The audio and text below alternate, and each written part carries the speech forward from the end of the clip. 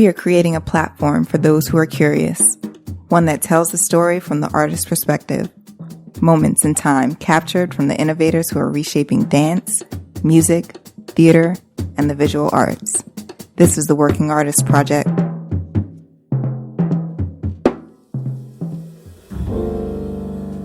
I'd rather be smart and single than foolish and in love. I'd rather be wise and lonely than compromise my zeal and pride for me. It's the only way I must. You just heard the voice of today's guest. He's a wonderful singer, poet, writer, and all around just amazing human being. The name of his sophomore record is Single and in Love. We explore this concept, single and in love, and Charles so eloquently told us that the love part is about self-love. And it's important because sometimes in life we forget to love ourselves first. And in order to extend the olive branch of love to someone else or something else, you must be full. You must be full of self-love. You must be full of confidence. So I think you guys are really going to enjoy this show. I think you guys are going to enjoy Charles's music, his energy, his vibe, and his insight. So sit back, relax, and take a listen. I want to welcome the one and only Charles Turner to the Working Artist Project. Hello, Darren. How are you doing today? I'm good, man. I'm good. So we're here today to figure out who you are, man. Well, you know who you are, but we don't know who you are. So if you could... I would hope I know who I am. If you could just give my audience, the overview of your life, where you come from, and how you got to be in New York City. Cool. Yeah, I'm originally from Los Angeles, California. I'm a singer, first of all. I sing all genres, but I would say my forte is under the umbrella of what we call jazz, I guess. Not I guess. So I started singing when I was very young. Both of my parents sing. My uncle sings. My grandparents on my dad's side were vocalists. They met each other in choir and church. So a long lineage of musicians and vocalists in my family. So I started singing in church. When I became a teenager, I kind of got interested in jazz. My dad's from New Orleans, so there's that whole influence. A lot of people don't know that about my family, that my dad's from New Orleans. And so I got into jazz, and my dad gave me some tapes of John Hendricks and George Benson, and so I really liked it and had a knack for it. And my choir at high school had a great vocal jazz program. And then it just dominoed from there. College at Berklee College of Music, finished there, and then moved to New York to pursue my professional career. That's what's up, man. I love people from New Orleans. I used to live there, and so it holds a special place in my heart for sure, man. Yeah, it's definitely a special place. Yeah, right? It's unique, man. So it's interesting that you say you sing all genres, because for me, and you can correct me if I'm wrong, when I hear you, I immediately hear jazz right away, or what I like to call it Black American music. Right. And more so than a lot of singers on the scene. How did that happen? Or do you have the ability to be like, I'm singing this right now, I'm going to do that, I'm in my gospel mode, I'm going to hit my Donnie McClurkin on them? It's some people, and that is probably going to be a topic, a lot of people mesh a lot of different genres together. Mm. And although I think that they all have fluidity within one another, and you do definitely hear, I was just listening recently to this old Bessie Smith was singing After You've Gone, but she was like, after you've gone, and it was so Aretha, which translates to into Whitney and other things. And it's so all of this music is can be fluid, but I think that there are still certain things that compartmentalize them within genre. And So like, I grew up in the church, so yes, I can and do sing gospel if need be, but my voice does have nuances that change when I'm singing jazz. Man, that's interesting because like I think what happened was like when jazz was put in universities and it was codified to be this one thing. Like for instance, say someone comes from the hood, right?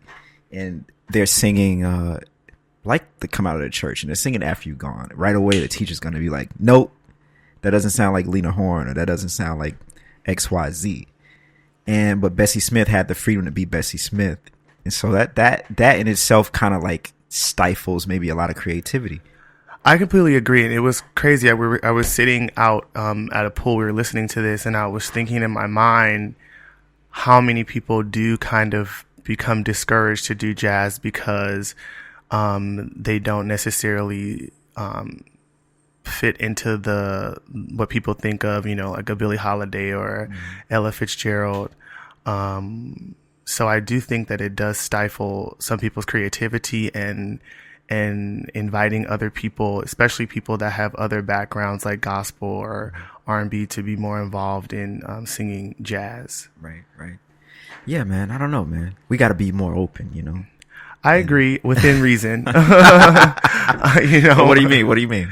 I mean, for me personally, like, I'll give you an example. A friend of mine was saying, like, she was doing the Berkeley tours years ago, because we used to do these tours where we'd have students come in. Mm-hmm. Like from other schools? From other schools, okay, yeah. And we would show them Berkeley, and there was, this girl, she's our best jazz singer in our school. And she was singing Bewitched, Bothered, and Bewildered. Uh-huh. And she's like, comes from a gospel background, and she's like, I'm wise again, being out again. And it's like, no, like there is still and so my friend was like, you mean I'm wild again? And this person, she comes from a gospel background, but also sings jazz. So there are still, that is you as a gospel singer singing a standard, just as if you were like if you're a classical singer, like Sarah Vaughan you can hear classical upbringing, but there's still going to be a difference between a straight up classical operatic vocalist singing a standard and her. Yeah. No. That makes, like, maybe people who aren't musicians listen to this don't understand that every genre has a language, so to speak. We call it a language. So like there's a gospel language and there's a jazz language, there's a rock language, and so on and so forth. So what you just demonstrated was that. Right. It was like you getting with the gospel thing, but no, we got our own language over here that you got to deal with. That you have to pay attention to if you want to be, if you want to be in this specific music. Right. You know. If you want it to sound authentic, Like, you can't like go to church and start swinging out. No. You're supposed to be on a bump. It ain't gonna work. It's just not. Yeah. I want to get right into your new record though. Mm-hmm. And this is your second record? Yes. Single and In Love. Yes. And so I was letting my girlfriend check this record out, and we were like, "Damn, how can you be single and in love? How does that work?" That's such a good question. I mean, all this music is original music that I've written, and some of it is personal about my life. Some of it is perspective of other people's lives. In New York City, I feel like New York City is such a complicated place when it comes to love. In general, loving yourself, being in love with someone. So as I was writing the album and I looked at the music, I thought about, okay, there is definitely this love in this thing. The first track is Single, and it's about leaving a relationship for the betterment of you as an individual. So there's single and in love with myself. So there's self-love. Okay. And then there is music about the city, like city life in Manhattan. So it's single and in love with New York City. Okay. And then there's another thing of November, which is about being in love, but already feeling as if the love is fading. So feeling single while in love. So as I started to think about all the tunes, this concept of single and in love and this phrase kind of has multifaceted meanings. Okay. No, I like this. I want to go back to this the first track, Single, right? So you're saying, how old are you? 29. You're 29. So you're right there, man. Like when you start to be about 30, yeah, it's you're like, oh, okay, I got to get my shit together, you know? And you're like, you said you're single, but you need to learn how to just love yourself. Mm-hmm. Which is something that takes, I don't know, I think it takes about 30 years to figure out. Like, it took me about 30 years to figure this shit out, you know? And why do you think that is? Like, why do you think it takes so long for that type of thing to click? Or what happened personally in your life where you were like, you know what, I need to love myself first? You know, I think that it is, I feel like when you're younger, you're quick to, this has never necessarily been my story though, but I feel like people are quick to want to seek love and want to be with someone and have something. Mm-hmm. And then as you grow older, you realize that the best way to find something of substance, business-wise, love-wise, is to have more preservation and to preserve your spirit, your energy for the right situations. It could be preserving your energy for the right friendships, for the right love interests. And I feel like that's something that you learn older, when you become older, which is what the song is about. Mm-hmm. It's about stepping away to preserve yourself for you to have what is really meant for you. Okay. Yeah. I like that. So y'all listen up, man. This shit is free. It's not an easy task. It's not. I was just listening to a podcast this morning and they were talking about this subject, you know, like you get older and you're just trying to figure things out. And after a while, you're like, you know what? I have to do things that reward me also. Yeah. You know what I mean? Like I can't just give and put myself in bad situations, and it just never ends up good, you know? So you learn from trial and error maybe, you know? Yeah, definitely. Like the first line is I'd rather be smart and single than foolish and in love. Mm. And I felt like, well, came from a personal experience, but I felt like the mantra that we often hear, especially in the jazz genre, is like young and foolish. And like, I'm so like wistfully in love. Mm-hmm. And I think that, that can be a beautiful thing, but it can also be a very dangerous narrative. Being foolish with, you know, when you're with someone in this time of day, not only is it you lending them your mind and your spirit, your body, all these different things, and it shouldn't be taken so freely and so loosely.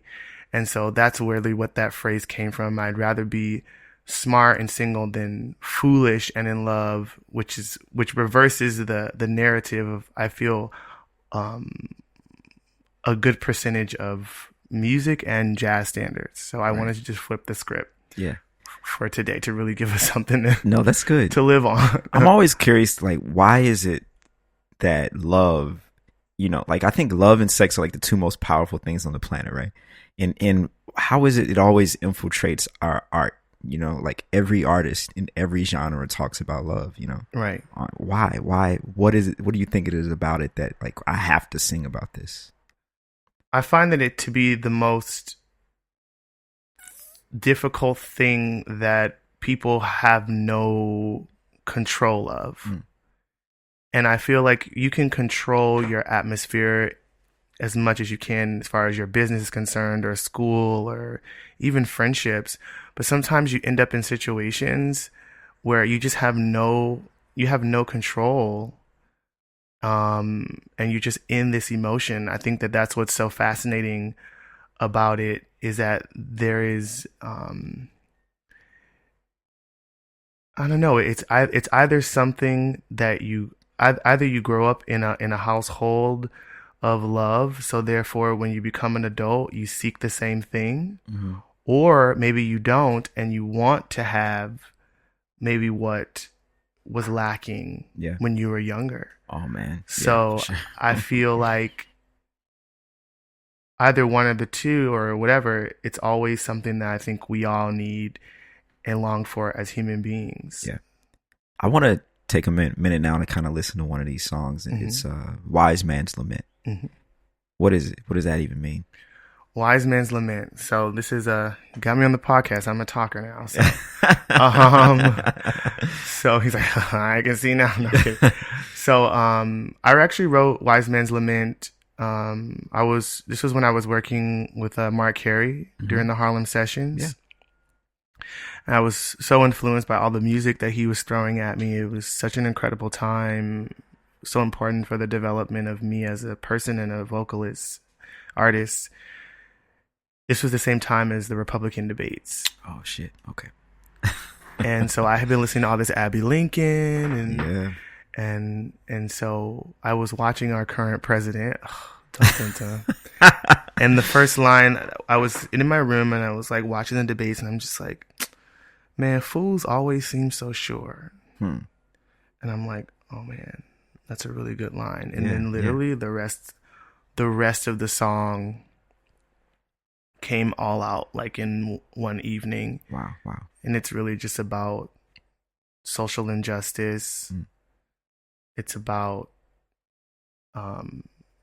people fighting because of coming from different backgrounds, religions.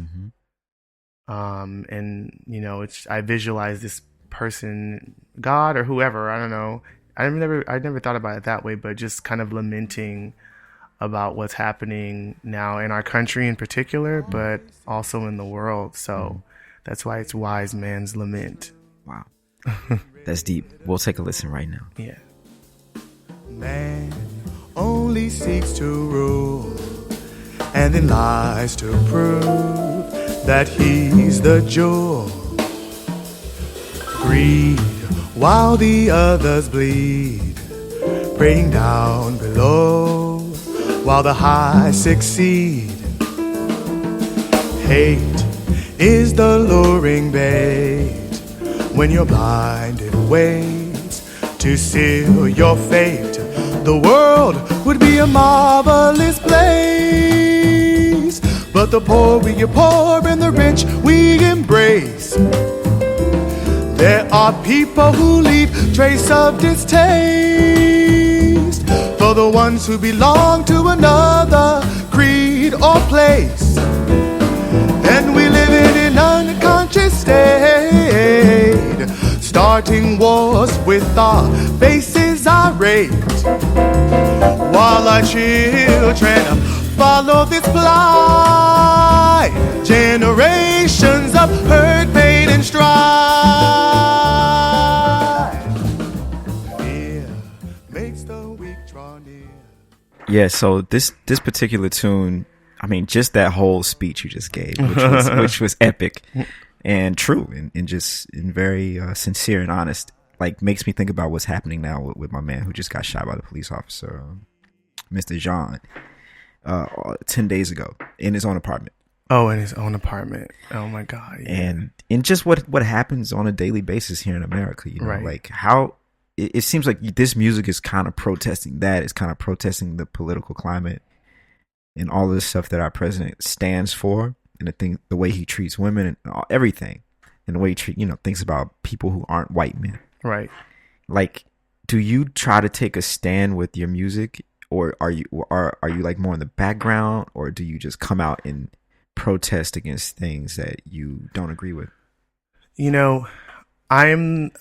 I feel like there are everybody has their own way of protesting, and their own way of fighting against injustice for people of color, for women, for any kind of minorities or people who are, not the majority and taken advantage of because of that. Right. And my personal approach, I think, is not so overt, in the sense of I feel as though sometimes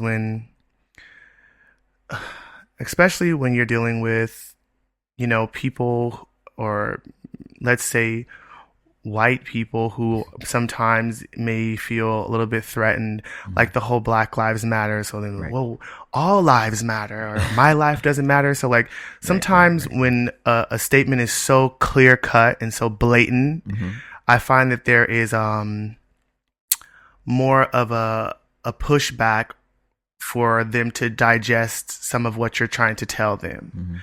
So a few examples. I'm very passionate, and one of my roommates who's Caucasian said, you know, Charles, I feel like what you say is always very intelligent and people need to hear what you have to say. But, and this is like the cultural thing. Like sometimes when you start to get so passionate, I just feel like a little bit, you know, and it's not our job to be softer toned or anything for other people. But if I really want to get my point across, like I have to listen to what the other side is saying for them to digest what they need to digest. At the end of the day, I'm trying to get this to sink into your head. Right. And I have found it to be a little more collected is a better approach. So for example, with Wise Man's Lament, I was going through, one of the lines is, there are people who leave trace of distaste for the ones who belong to another creed. And my decision was either creed or race, or creed or place. So I decided to use place opposed to race, because I feel like people, it's already there. When you say another, people who take trace of distaste for the ones who belong to another creed or place. So you get the visual. You get people who are against Muslims in different places. I don't have to say race to get the point across. So I think that my approach is a little bit, it's present, but not too, I don't know, abrasive. You don't like, abrasive. See, I'm crazy. So I'm like more like, fuck you, motherfuckers. Like, I have to kind of rein that in and learn to say things in every aspect of my life where people can hear me. Yeah. And that's definitely a human challenge. It's like I said, there's a place for everyone. Right. There's a place for that person that maybe doesn't speak out, but is just present in an environment where maybe, there are people that are not used to people of color around. Yeah. So, yeah. I'm going to switch gears. I mean, it's kind of related to what we've been talking about, but the concept of freedom, but freedom when it comes to music, maybe, I don't know, I'm not a singer, but maybe as a singer, I don't know how free you feel to create the music that you hear versus, actually, I do know this. The singers I work with sometimes feel pressure to create the music that the establishment wants to hear versus the music that they personally hear. Like, do you have any of those challenges? And if you do, like, how do you overcome them? I don't write music for anybody for a specific people to say this or that. It's just what comes to my mind. Like at that time, this is like a minor bossa. I'm listening to Abby Lincoln. I'm working with Mark Carey. You're going to get a political piece that is, reminiscent of what I'm listening to. If I'm doing a swing dance event, then, I'm influenced by other things. So then I might write Ooh La La, which is like, so I feel free when it comes to my writing. As I progress though, I find that my writing is veering. I'm also cognizant of writing music that I think people will actually really want to listen to. What do you mean by that? So I have I'm talking about my album, but I have a new band that I'm developing. I don't know if you're aware of. Okay. And it's a trio plus 3 horns. So I've had, Christopher McBride, all kinds of Sharif, Jeffrey Miller, Rob Edwards, a bunch of guys. Okay. And because of the tapestry of the band, when I'm writing for it, I feel like it's all swing music, and it has a more kind of commercial element, I find, opposed to, I love Single and In Love, but it's more of a trio. Like, even though I'm writing everything, it feels more like traditional, more quintessential jazz album. Right. So as I write more, I'm thinking, for some reason, my music is veering, I think, in a more space or I just want to write things that people really want to listen to. Okay.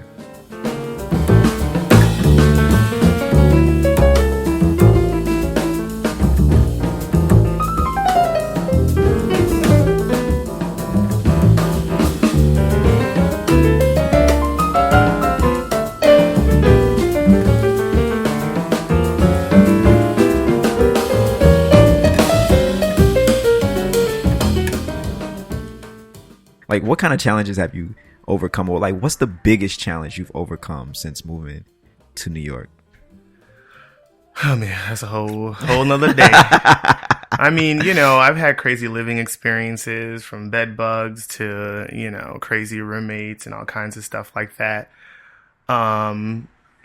Career wise, I would say, like, you spoke about the hustle of a vocalist. Like, a great drummer or bass player can move to the city and pick up sideman gigs and make, $500 or $600 gigs or whatever a week. Yeah. Vocalists don't have that luxury, because unless we're doing a little bar gig, like if I'm doing, you can do 3 gigs at Smalls in 1 week. Right. I can't. Right. So that creates sometimes financial difficulty. And, I've had, I mean, a lot of us have had side jobs, but Oh yeah, for sure. I've taken deliveries. I've done like all kinds of stuff. Yeah. So I think that the most difficult thing, you just have to stay consistent in New York City. It doesn't happen overnight. Like, you can be the most talented person in the world and people will hear you and they'll be like, okay, cool. Right. There'll be another one next week, bro. Yeah, they're like, okay, yeah, you sound great, man. And that's it. And you're like, Yeah. but I'm awesome. Right. So you got to like just keep pressing forward. Yeah. It's funny in New York because it's like, New York is like the NBA in my imagination. Like, every person here was a superstar in their hometown. But then you get to the NBA, no one cares that you scored 50 points a night at your high school or in college, We all did that. So it just doesn't matter at all. So you have to find a way. You're already in the 2% top musicians in the world. Now you got to find a way to rise to the top of that, which is difficult to do, without fucking people up. And it's the most effective though. Like, I will say, being around people like Charnay and Brianna and Milton was in town, and Jasmia, Camille, like being around these vocalists, like, stepped my game up. And not everybody's so individual, so there's no like overt competition like that. Right. But I remember, just hanging out with Bree and just hearing her at a jam session and watch her just command a whole room with one note. Mm-hmm. And when you see your peers doing things like that, and maybe you feel like maybe I didn't hit it like that this time, you just start to, I will say this, like, the biggest change, talking about being around great talent, there's a video of, she may not know this, maybe one day she'll hear this podcast, Cecile McLaurin Savant and Charnay did this jam. It's on YouTube. They were doing every kiss, you're beginning to be a habit with me, dear. And Cecile just started like holding this note, and Charnay started floating around her, and it was an impromptu note that she was holding.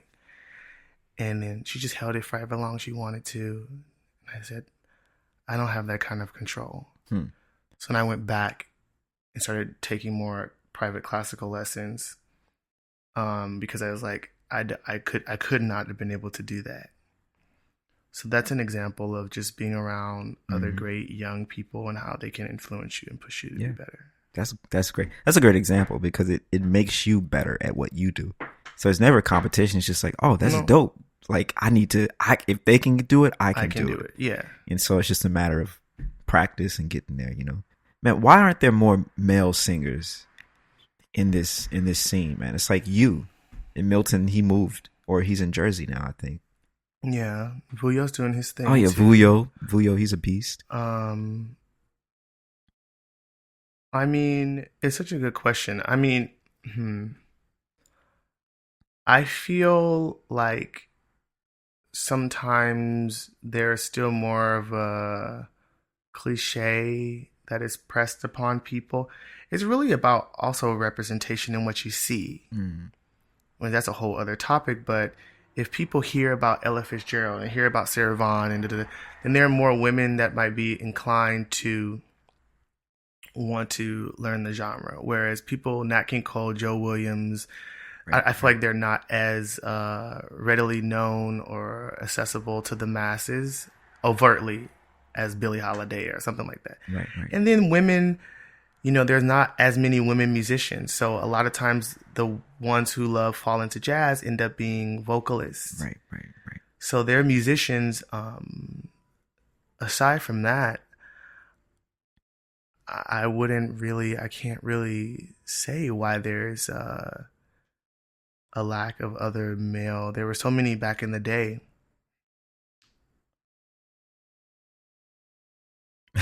It's interesting, right? Yeah.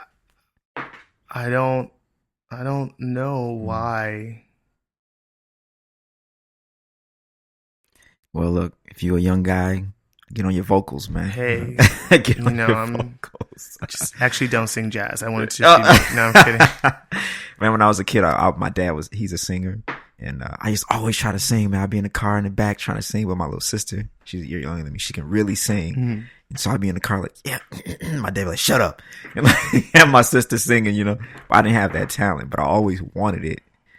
But I can't. It's not my thing, man. I wish I could, because then I could be out here with y'all, man. Yeah. Well, I'm trying to really think. I mean, obviously, there's always going to be more female singers in the world than males. I don't know why there is a disconnect. Okay. Man, so you earlier you alluded to just financial stability or instability as a musician, and I think sometimes there's this what I like to call the artist myth is if I'm an artist, I'm gonna be poor, but I'm gonna make good music and this and that, you know what I mean? And I don't necessarily think that has to be true. It's just about the story you tell yourself, and the amount of hustle you have, Right.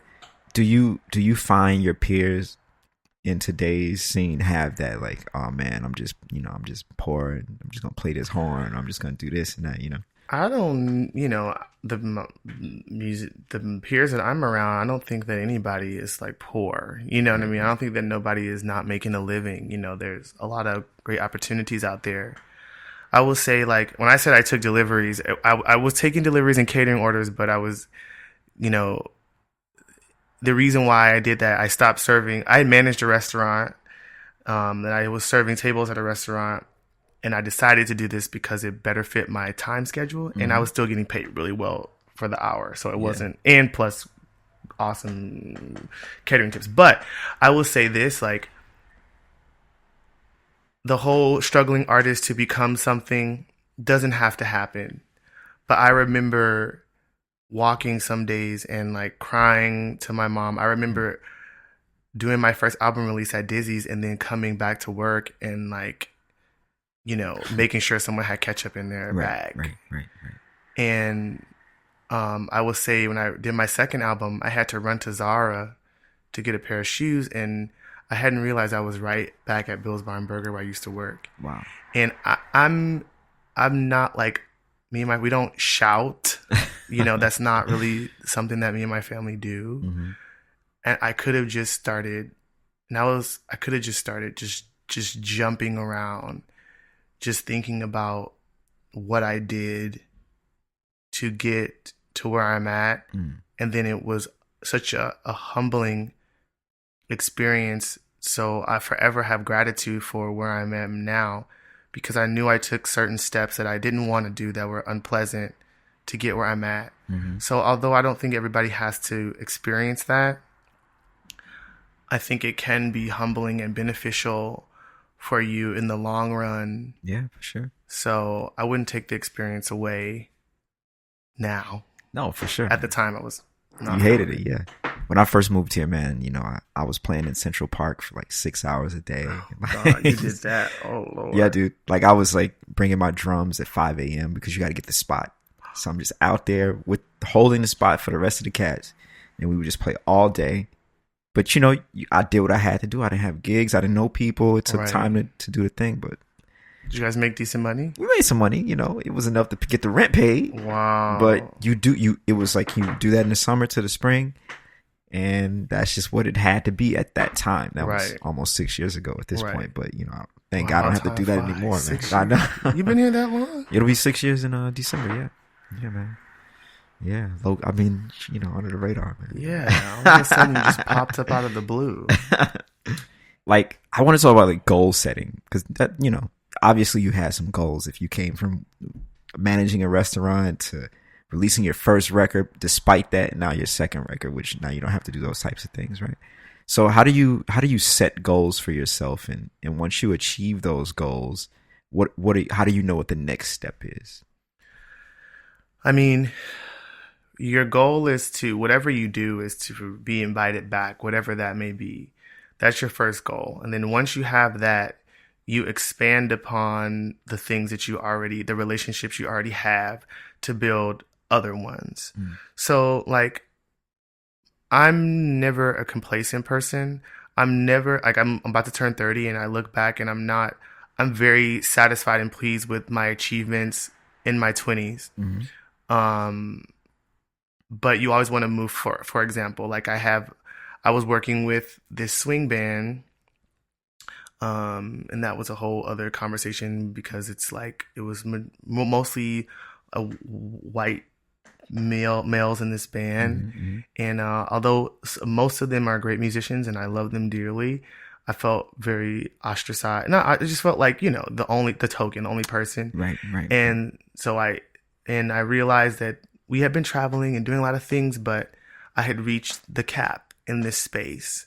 So now I'm like, okay, I can either do this and pay my bills for the rest of, you know, the next 5 years, or I can develop my own thing with my musicians, with more people, more Black folks, more, you know, more people that I, you know, that I enjoy being around personally and musically. And, you know, I took the few good white dudes. Okay. Kevin Congleton, shout out Rob Edwards. Okay. Rob Edwards. And so basically, what's the next? So I set the next goal. Right. That's the next goal. And then now I have to say no to other opportunities to get to the next the next level, base. So it's just being strategic.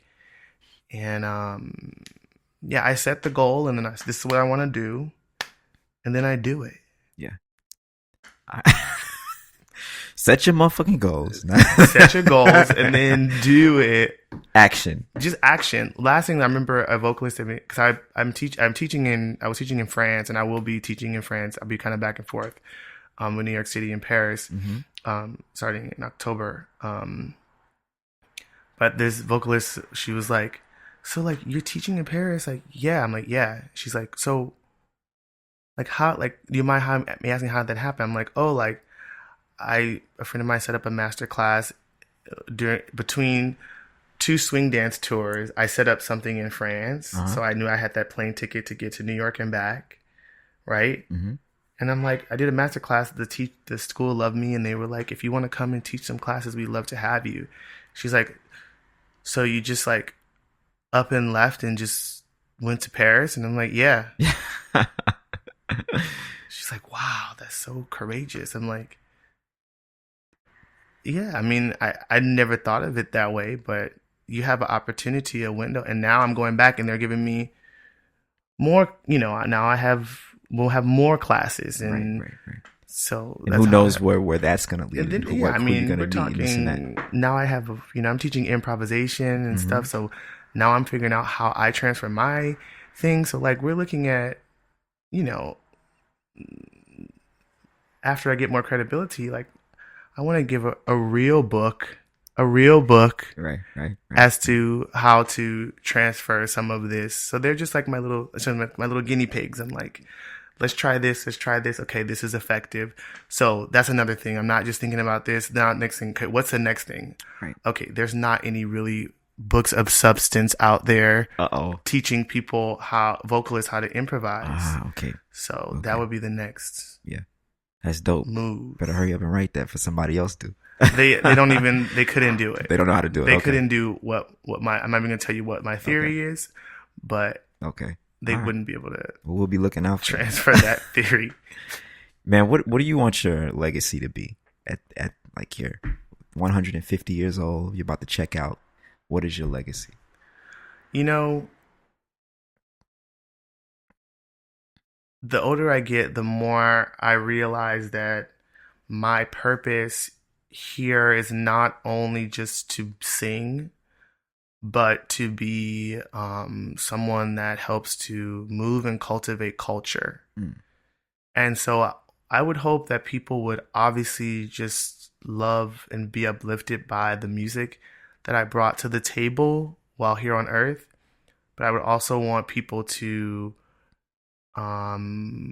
understand the advocacy that I have been doing for culture, for people of color, for people in general, and that people like Dwayne Burno, may he rest in peace, and I did Betty Carter, he was like, you remind me of James Moody.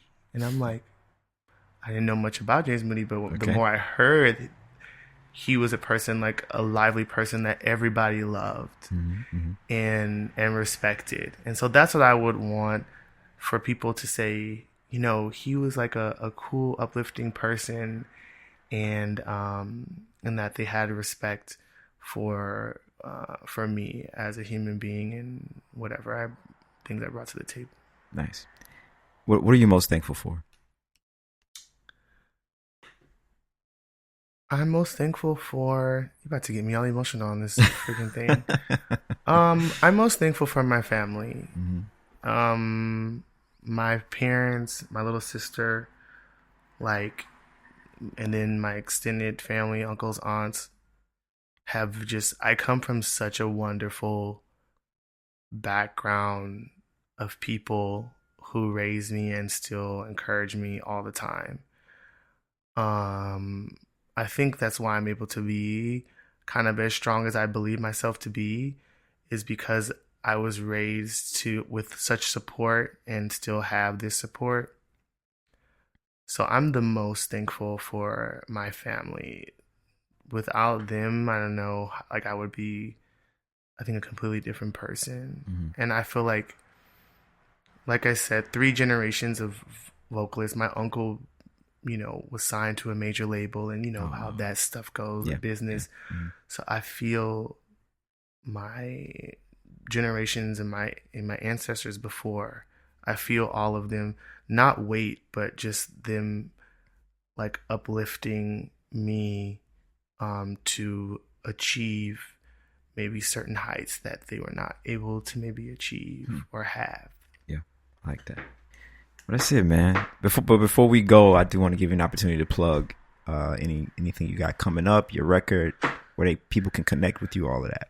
Yes, Single and in Love is out on iTunes. That's my second album. My first album is on iTunes as well, Dreamers. I'll be at Dizzy's Club Coca-Cola for the late night session this week, including the dance party. I'll be singing with Ulysses Owens' big band this weekend as well for the main set. We're doing an arrangement. We didn't really get to talk about this, but I just wrote this new song dedicated to Harlem. It's called Harlem, Harlem, Harlem. Okay. And we'll be doing a big band arrangement of that this weekend, which I'm excited about. And Charles T3_music, or if you just type in Charles Turner on Instagram, it's a purple backdrop with my photograph. You can follow me on Instagram. CharlesTurnerMusic.com is my website. Cool. That's it. Hit him up in the DMs. Let him know what you think about the record. Buy it twice. And yeah, man. So yeah, there it is. Man, thanks for coming on. Thanks, Mr. Douglas, for having me. I appreciate it. This was a fun time. Yeah, bro. Later, y'all. If you like what you heard, you know what to do. hit that subscribe button. And also don't forget to leave us a review. The Working Artist Project is brought to you by Second Line Arts Collective. I'm Darian Douglas, and this is the Working Artist Project.